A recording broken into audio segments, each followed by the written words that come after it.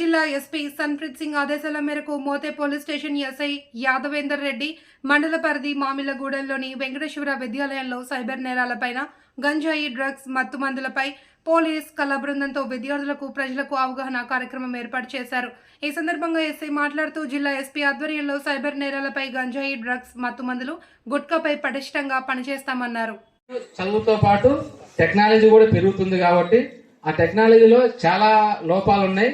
అంటే మంచి కంటే చెడుని ఎక్కువ ఇప్పుడు అట్రాక్ట్ అవుతున్నారు. చెడు గురించి ఎక్కువ చర్చ చేస్తున్నారు గూగుల్లో కానీ లేకపోతే ఫేస్బుక్లలో కానీ.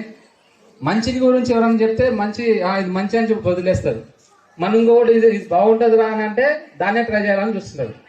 పిల్లల సైకాలజీ అట్లనే ఉంటుంది. సరే, ఎవరిదైనా సైకాలజీ ఇప్పుడు అది ఇట్లా ఉన్నది కదా అంటే దాని గురించి ఇంకా ఎక్కువ చర్చ చేయాలి, లేదా దాని గురించి ఇంకా తెలుసుకోవాలి. మంచి గురించి తెలుసుకుంటే బాగుండు, కానీ చెడు ప్రభావాలకు లోనైతే చెడు గురించి ఎక్కువ తెలుసుకుంటున్నారు. కాబట్టి మీరు ఏదైనా మొబైల్స్ అయినా ఏవైనా మీకు అవగాహన లేదు కాబట్టి అవగాహన కల్పించడానికి వచ్చాము. ఇప్పుడు ఎవరైనా ఒక మొబైల్ని మీరు సైబర్ నేరాల గురించి ఇప్పుడు చెప్పారు వాళ్ళు పాట రూపంలో. కాబట్టి సైబర్ నేరాలు అనేవి ఇదివరకు దొంగతనాలు ఎట్లా జరుగుతాయో తెలుసా?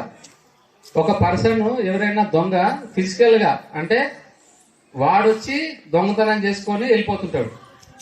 ఇప్పుడు ఇంట్లో దొంగతనం జరిగింది, ఇంట్లోకి వచ్చి లాక్ బ్రేక్ చేసి ఇంట్లో ఉన్న వస్తువులు తీసుకెళ్తుంటాడు. మనకు తెలిసిపోతుంది ఇదో దొంగరా వచ్చిపోయింది అనేది. కాబట్టి మనం కొద్దిగా జాగ్రత్త పడుతుంటాం.